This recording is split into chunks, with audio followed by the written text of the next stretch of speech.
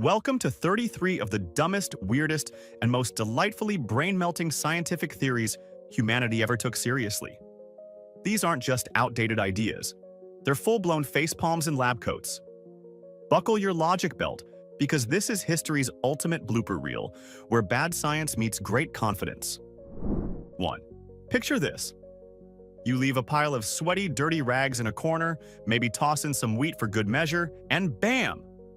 21 days later, as some recipes claimed, you've got yourself a fresh batch of mice. No, this isn't a medieval episode of Hoarder's Pest Edition. This was legit science for centuries. The theory of spontaneous generation proposed that living creatures could just poof into existence from non-living matter. Maggots from rotting meat? Obviously. Eels from river slime? Absolutely. A scorpion from basil leaves left under a brick? Don't even question it. It took until Louis Pasteur and his fancy swan neck flasks in the 19th century to finally convince people that, no, life doesn't just randomly assemble itself like a flat-pack piece of furniture with terrible instructions. The relief of not finding a badger in your sock drawer must have been immense. 2. Feeling a bit grumpy? That's probably too much black bile, making you melancholic. A bit too excitable and optimistic?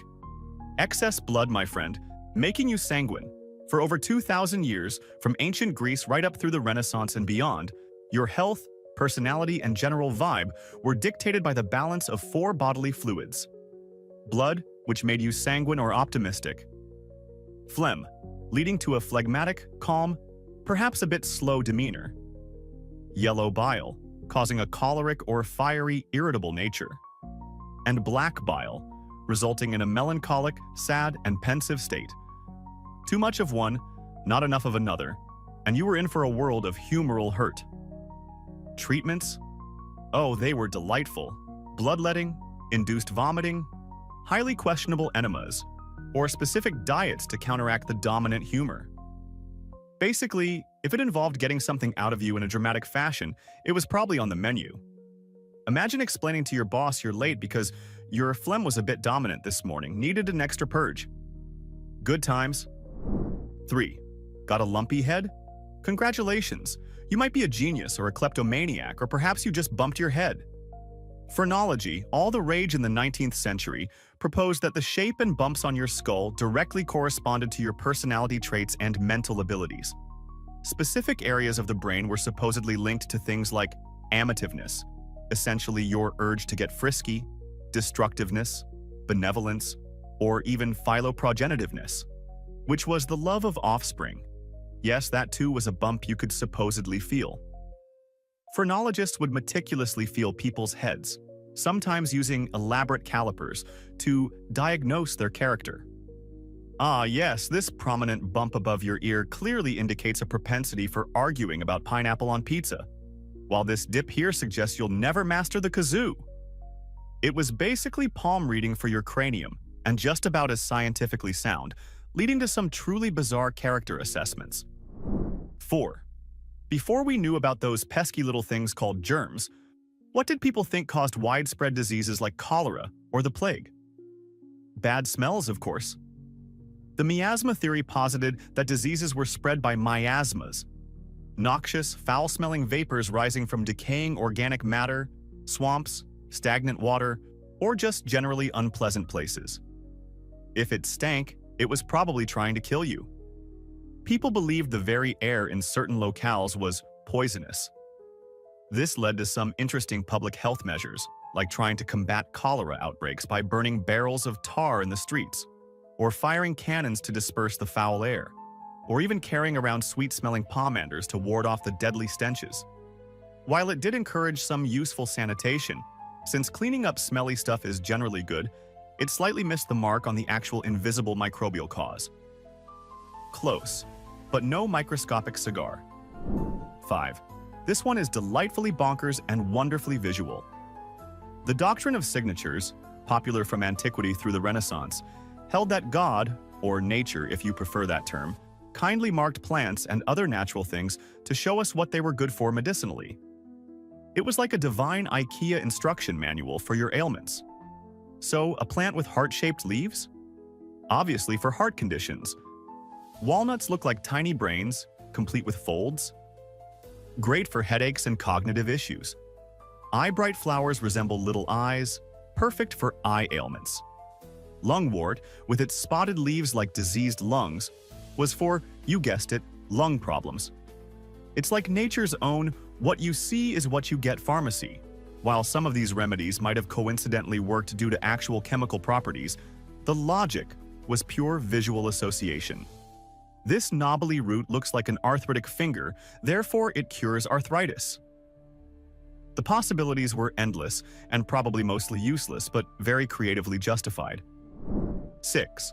Before modern chemistry figured out what fire actually is, a rapid oxidation process for the science nerds out there, 17th and 18th century scientists came up with phlogiston. This was a hypothetical fire-like element supposedly contained within combustible substances and released during burning. So when wood burned, it was because it was losing its phlogiston, becoming dephlogisticated ash. Things that burned well, like charcoal or oil, were considered rich in phlogiston. The mental gymnastics they had to do to explain why some metals gained weight when they rusted, a process they considered a slow form of burning, were truly Olympic level. Their solution? Phlogiston must have negative weight.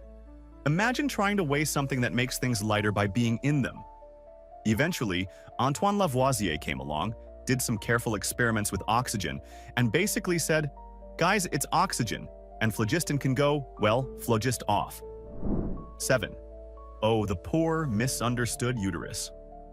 For thousands of years, if a woman was experiencing pretty much any ailment, from anxiety and fainting spells to irritability, shortness of breath, or loss of appetite, a common diagnosis was hysteria, caused by a wandering womb. Yes, they believed the uterus could detach itself and go on a little internal road trip, pressing on other organs and causing all sorts of chaos. If it wandered up, it could cause choking sensations. If down, well, other issues. Treatments included pleasant smells like roasted beaver testicles, no joke, to lure the womb back down because apparently it had a sensitive and rather peculiar nose. Less pleasantly, foul smells were applied to the nose to drive it away from the upper body. It's a miracle women survived ancient gynecology, frankly. Sorry, can't come to the chariot races. My womb's feeling a bit adventurous today and is currently trying to tickle my liver. 8. Got a toothache that feels like tiny demons are jackhammering your jaw? For thousands of years, across cultures from ancient Mesopotamia to Shakespearean England, the culprit was believed to be toothworms. These microscopic, writhing critters were thought to burrow into your teeth, gnawing away and causing excruciating pain in cavities. So-called evidence often included finding small, worm-like structures in decayed teeth, which were likely just nerve fibers or food debris. Treatments were wonderfully imaginative. Fumigation with henbane seeds, which, when burned, released tiny, wriggling ash particles that convincingly looked like expelled worms. Applying poultices of questionable ingredients. Or chanting intricate incantations to banish the little beasts.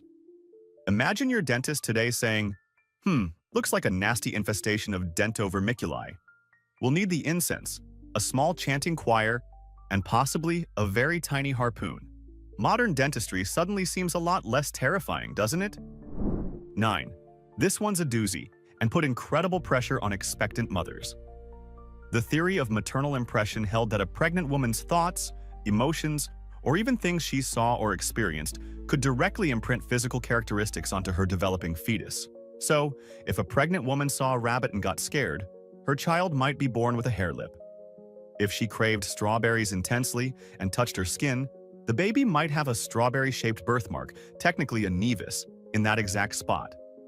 Witnessing a fire could result in a baby with red marks. It's like your unborn child was a highly sensitive mood ring, but for permanent physical traits sculpted by mom's daily life. This led to advice for pregnant women to surround themselves only with beautiful objects and thoughts, lest they accidentally curse their offspring with a birthmark shaped like that weird-looking dog from down the street, or, heaven forbid, the face of a grumpy neighbor. 10. Ready for some outdated genetic soap opera that sounds like a daytime TV plot? Telegony was the belief that a female's previous sexual partner could influence the physical characteristics of her offspring with a later partner. So, if a woman had a child with one man, and then later had a child with a different man, the second child could still inherit traits, such as eye color or temperament, from the first man. It's like a genetic ghost haunting future generations, with the first partner's essence somehow lingering. This theory was particularly popular in animal breeding circles. A key piece of proof often cited was Lord Morton's famous mare, which supposedly produced striped offspring after being mated with a quagga and then later with a normal horse. It occasionally reared its head in human discussions, often with some rather unpleasant social and racial implications. Thankfully, Gregor Mendel and his P's eventually sorted out how inheritance actually works, and telegony was relegated to the WTF were they thinking pile of history. 11. For about 1,500 years, the dominant model of the universe, championed by Ptolemy, placed the Earth squarely, immovably, and rather smugly at the center of everything. The sun, moon, planets, and stars all dutifully revolved around us in perfect celestial spheres, like a cosmic entourage. It's a rather flattering view, isn't it? Yes, sun, you may orbit me. The problem was, planets occasionally do this annoying thing called retrograde motion, where they appear to move backward in the sky. To explain this while keeping Earth as the VIP, astronomers had to invent increasingly complex systems of epicycles, little circles whose centers moved along bigger circles, known as deferents. It became an incredibly convoluted cosmic Rube Goldberg machine, all to avoid admitting that maybe, just maybe, we weren't the star of the show. Copernicus, Galileo, and Kepler eventually crashed that geocentric party with a heliocentric hangover. 12. Ever wonder how you see things? Well, for a very long time, a popular idea, going back to ancient Greeks like Plato and Euclid and lasting for over 1,000 years, was the emission theory.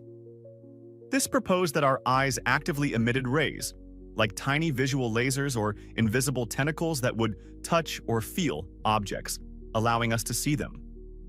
So you weren't passively receiving light. You were an active participant, basically groping the world with your eye beams. How this worked at night, or how we could see distant stars, those must have been some incredibly powerful and fast eye beams, was a bit hand-wavy, often involving theories about the eye rays interacting with sunlight or a fire within the eye. It's a wonderfully action-packed view of sight. Stand back, I'm about to see that sandwich with my ocular feelers. Thankfully, Al Hazen and later scientists helped us understand that light actually enters our eyes. Less superhero-esque, but probably more accurate. 13.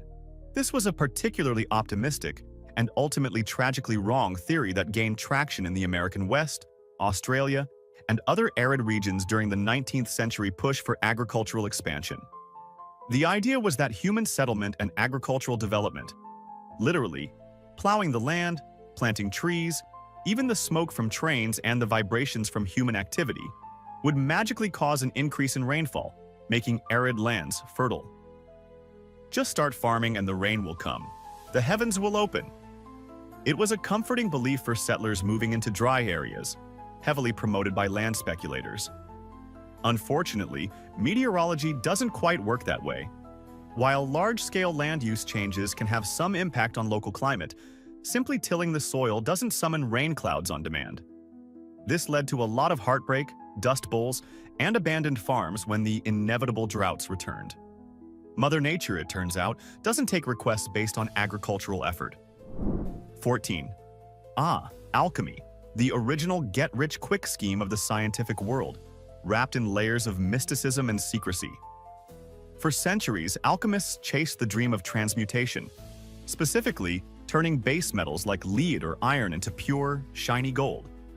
This wasn't just about wealth, though that was certainly a big part of it.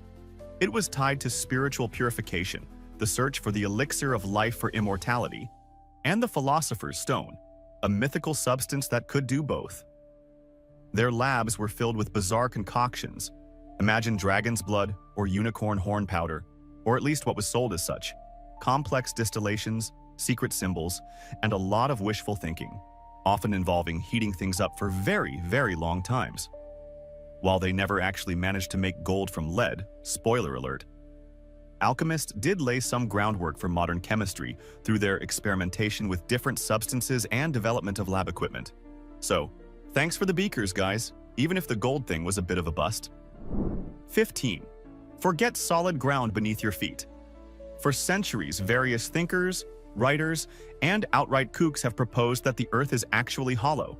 And not just a little bit hollow, but potentially containing entire inner worlds, complete with their own civilizations, unique flora and fauna, maybe even its own miniature sun.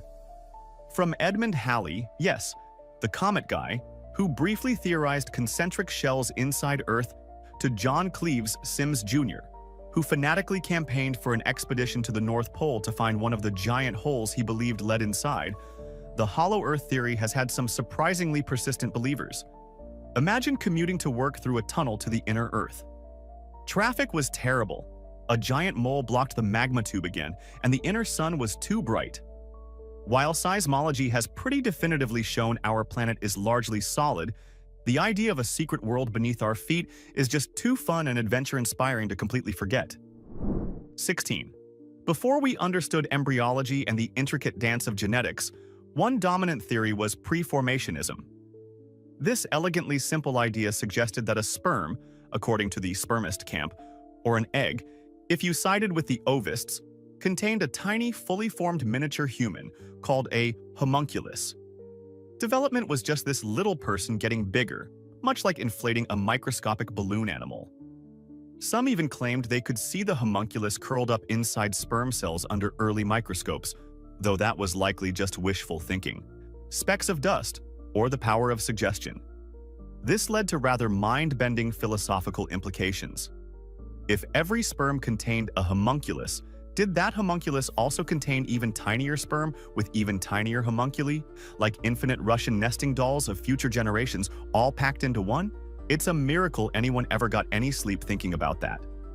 Thankfully, we now know development is a bit more complex than just inflating a microscopic human. 17. In the mid-19th century, Baron Karl von Reichenbach, a respected German chemist, industrialist, and philosopher, claimed to have discovered a new fundamental force of nature called the Odic force, or Odd. This mysterious energy was supposedly radiated by pretty much everything: magnets, crystals, humans, especially their fingertips and eyes, plants, even the stars, and could be perceived by sensitives, individuals with heightened perception. These sensitives reported seeing colored auras, feeling sensations of heat or cold, or even experiencing tastes when near odd-emitting objects in darkened rooms. Reichenbach conducted countless experiments, meticulously cataloging their descriptions of the odic emanations, believing he was on the verge of a scientific revolution. Unfortunately, no one else could ever replicate his findings in a controlled, objective way, and the odic force eventually faded into the realm of pseudoscience, much like that weird tingle you sometimes get when you stand up too fast. That's probably not odd. 18. Oh, France. You gave us champagne, the Eiffel Tower, and N-rays.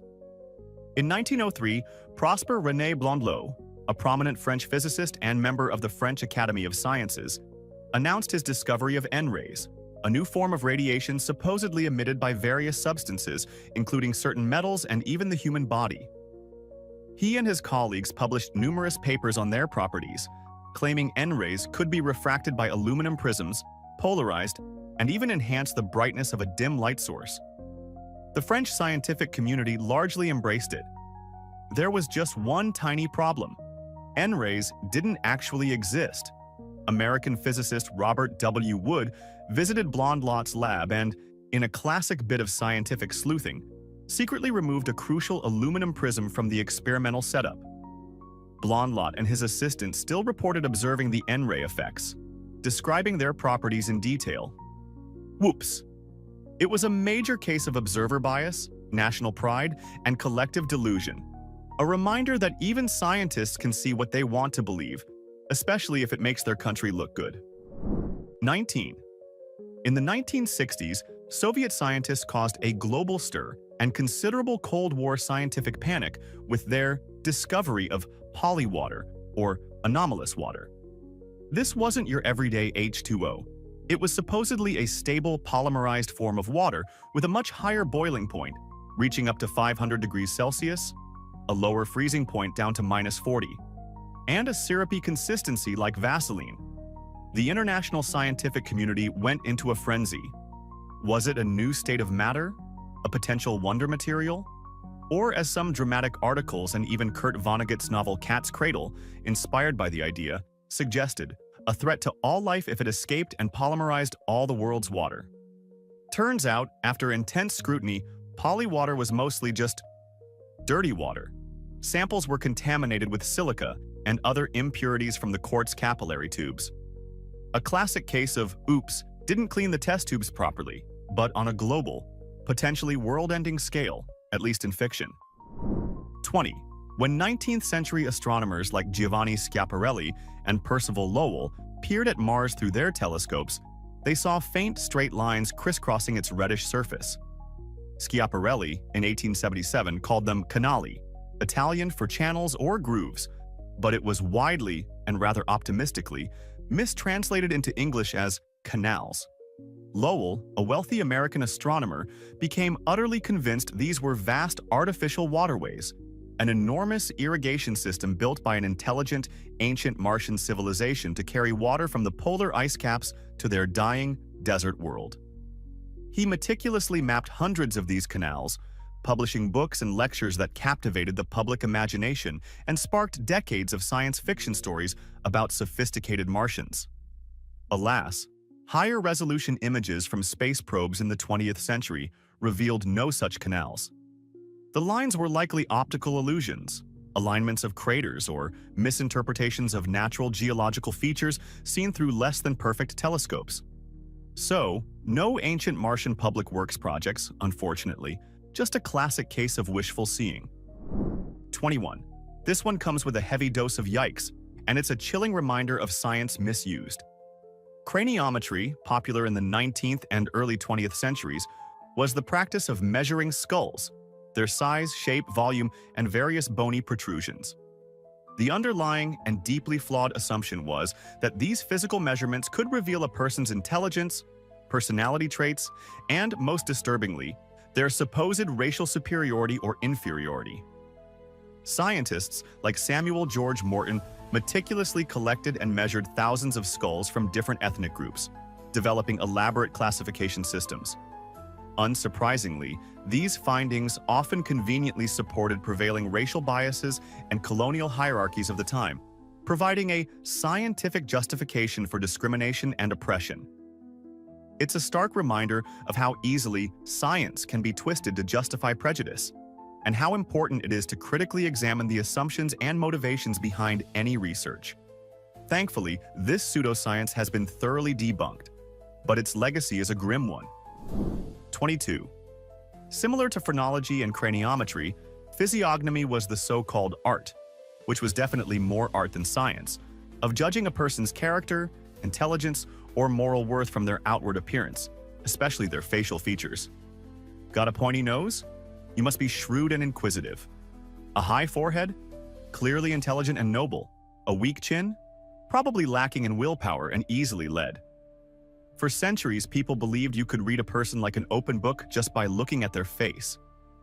Scholars like Johann Caspar Lavater wrote extensive treatises in the late 18th century, complete with detailed illustrations on the supposed meaning of different eye shapes, lip thicknesses, jawlines, and even wrinkles. While it's true we all make snap judgments based on appearance, the idea that specific facial features reliably correlate with fixed personality traits is pure pseudoscience. Good news for those of us with resting villain face. It doesn't actually mean we're plotting world domination. Probably. 23. Hold on to your hats, because this one is cosmically bonkers and gained an almost cult-like following. Proposed by Austrian engineer and inventor Hans Herbiger in the early 20th century, the Welteslehre, or world ice theory, claimed that ice was the fundamental substance of all cosmic processes and structures. Everything, planets, moons, stars, even the Milky Way itself, was either made of ice or profoundly affected by it. Solar flares? Giant blocks of ice crashing into the sun. Meteorites? Icy space debris? Saturn's rings? Obviously ice. Okay, he got that one partly right, but for entirely the wrong reasons. Lunar craters? Formed by impacting ice blocks. Herbiger's theory, developed from a vision, gained a bizarrely large and fervent following, especially in Germany and Austria, despite being ridiculed by mainstream scientists. He even reportedly said, "You believe in my theory, or you will be treated as an enemy." Talk about a chilling reception for any dissenting views on his icy universe. 24. What makes living things alive and fundamentally different from, say, a rock or a puddle? For a very long time, the answer for many philosophers and scientists was vitalism. This was the belief that living organisms are distinct from non-living matter because they contain some non-physical, vital spark, life force, entelechie, or elan vital, which was an animating principle. This mysterious essence was thought to be what organized and animated organisms, guided their development, and couldn't be explained by mere physics and chemistry alone. So, you couldn't just assemble the right chemicals in a test tube and create life. You needed that special, almost magical ingredient that transcended the material. While the idea of a life force is poetically appealing, the rise of organic chemistry, such as Wöhler's synthesis of urea, which is an organic compound from inorganic materials, and molecular biology showed that life processes, however complex, are indeed governed by physical and chemical laws. Sorry, no mystical pixie dust required for life, just some very clever carbon-based molecules doing their thing. 25. The dream of a machine that could run forever without an external energy source, a perpetual motion machine, has tantalized inventors, dreamers, and con artists for centuries. And we're not just talking about crackpots in sheds, though there were certainly plenty of those. Many serious thinkers and early scientists genuinely believed it was possible, pouring immense effort and ingenuity into designing elaborate contraptions with cleverly balanced weights, self-filling water wheels, magnets repelling each other in an endless loop, or capillary action devices. They were chasing a violation of the fundamental laws of thermodynamics, which, to be fair, weren't fully formulated for much of this time, thus making the dream seem more plausible. While these attempts always failed, sometimes spectacularly and often hilariously, they did inadvertently lead to a better understanding of mechanics, friction, and energy conservation. It's a testament to human ingenuity and our eternal quest for a free lunch, even if the universe keeps saying no and pay your energy bill. 26. Even geniuses can get it wrong sometimes, or at least be influenced by the prevailing wisdom of their era. When Albert Einstein first developed his groundbreaking theory of general relativity in 1915, his equations suggested that the universe should either be expanding or contracting. A static universe wasn't stable. But the prevailing astronomical view at the time was that the universe was, on the grandest scales, static, eternal and unchanging in its overall size. To make his equations fit this accepted idea, Einstein reluctantly introduced something called the cosmological constant, known as lambda, into his field equations. Basically, a mathematical fudge factor representing a repulsive force to counterbalance gravity and hold the universe still. Later, when Edwin Hubble's observations in the 1920s provided strong evidence that the universe was indeed expanding, Einstein reportedly called the cosmological constant his biggest blunder. It's a good reminder that even the most brilliant minds are shaped by the assumptions of their time. And hey, in a cosmic twist, that blunder has actually made a comeback in modern cosmology to help explain the accelerating expansion of the universe, a phenomenon now attributed to dark energy, so maybe it wasn't so blundering after all. 27. One of the most famous and elaborate scientific hoaxes of all time. In 1912, Charles Dawson, an amateur archaeologist and solicitor, claimed to have found the fossilized remains of an early human, the missing link between apes and humans, in a gravel pit in Piltdown, Sussex, England. Piltdown Man, whose proposed scientific name was Eoanthropus dawsoni, or Dawson's Dawn Man, had a human-like cranium and an ape-like jaw with human-like wear on the teeth, perfectly fitting some preconceived notions of what an early human ancestor should look like. The British scientific establishment was largely convinced for decades, hailing it as a major discovery that proved humanity's ancient roots in England. It wasn't until the 1950s that advanced chemical testing and re-examination revealed the truth. The cranium was from a modern human, the jaw from an orangutan, and the teeth had been deliberately filed down and stained to look ancient and fossilized. Who perpetrated the hoax remains a much-debated mystery, but Piltdown Man stands as a cautionary tale about wishful thinking, confirmation bias, and the importance of rigorous skepticism in science, even when a discovery seems too good to be true. 28.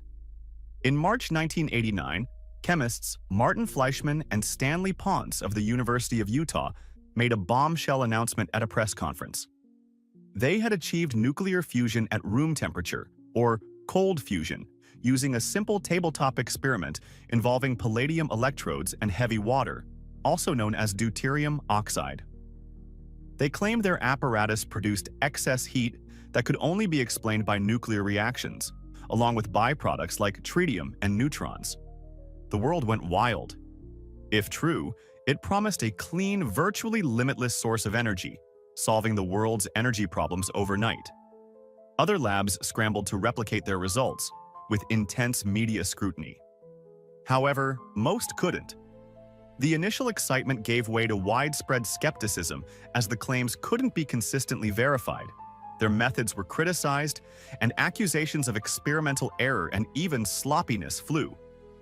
While research into low-energy nuclear reactions, often abbreviated as LN, continues in some niche areas, the dream of easy breezy cold fusion from that initial explosive announcement remains firmly in the too good to be true, and probably just bad science category for most. 29. Before Darwin and Wallace nailed natural selection, Jean-Baptiste Lamarck, a prominent French naturalist, proposed a different, and for some people more intuitive, mechanism for evolution in the early 19th century. His idea, often simplified as the inheritance of acquired characteristics, suggested that traits an organism developed or acquired during its lifetime, through use or disuse, could be passed on to its offspring. The classic, though admittedly somewhat caricatured, example is the giraffe. Lamarck might have argued that ancestral giraffes stretched their necks to reach higher leaves, and this slightly elongated neck was then passed on to their babies, who stretched their necks further and so on, over generations. So, if you worked out a lot and got super buff, your kids would be born with bigger muscles. Or if a blacksmith developed strong arms, his sons would inherit them. While intuitively appealing, and some very recent epigenetic findings show a tiny bit of nuance in how environment can affect gene expression across generations, the broad strokes of Lamarckism, use it or lose it and pass it on directly, were largely superseded by Darwinian evolution through natural selection acting on random variation. 30.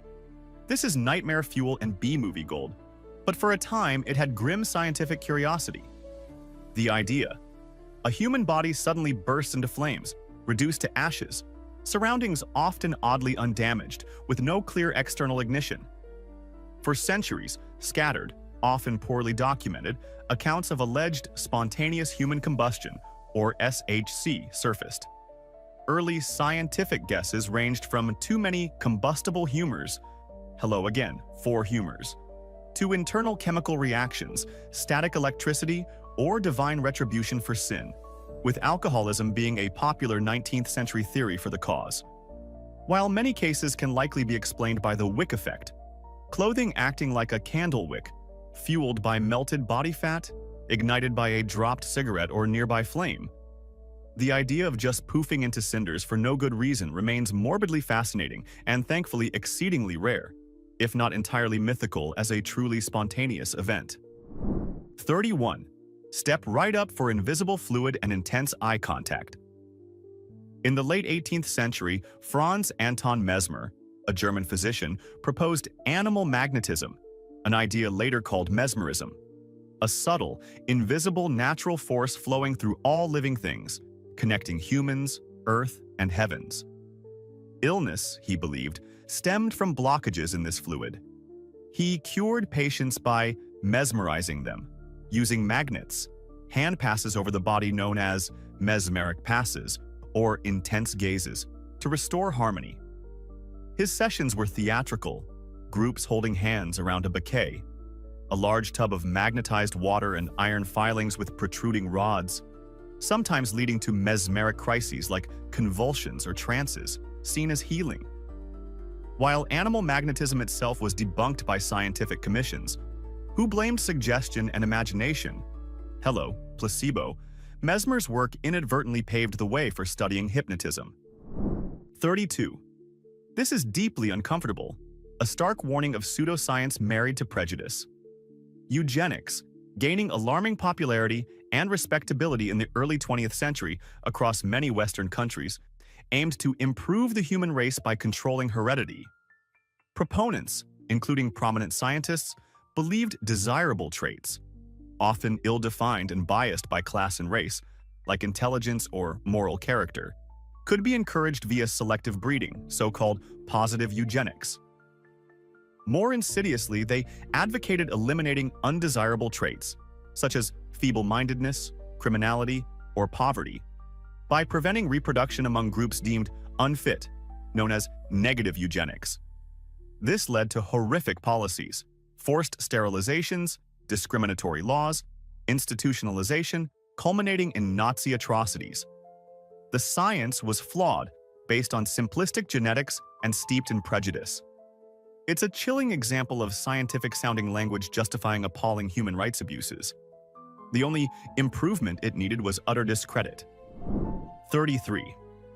Today, most people view astrology as a bit of fun, a harmless horoscope in the back of a magazine, or a quirky personality guide. But for many centuries from ancient Babylon through the European Renaissance and beyond, it was considered a legitimate, complex, and highly influential science, a sophisticated system for understanding and predicting earthly events, human destinies, and even medical outcomes by studying the positions and movements of celestial bodies. Kings, queens, and emperors employed court astrologers to guide their most important decisions of state. Physicians consulted star charts to determine the best times for surgeries or administering medicines. Complex mathematical calculations and detailed ephemerides were involved in casting horoscopes. While astronomy, which is the actual scientific study of celestial objects and phenomena, eventually diverged and demonstrated that the gravitational pull of Mars on a newborn is far less than that of the midwife in the delivery room. The allure of finding meaning and order in the patterns of the stars persisted for a very long time as a serious intellectual pursuit. It just goes to show, what's considered hard science can really change over time, sometimes for the much, much better. So, that was science. Once, kind of. From exploding eyeballs to uterus road trips and Martian irrigation systems. History proves one thing: confidence is not the same as correctness. Now here's the real question. Which modern truths will future humans laugh at the hardest? AI therapists? Gluten-free water? Flat Mars theory? Drop your boldest prediction in the comments. The dumber, the better. And hey, if your mind is still reeling from these historical curveballs, show some love with a like, subscribe so you don't miss our next descent into delightful madness, and hit that bell.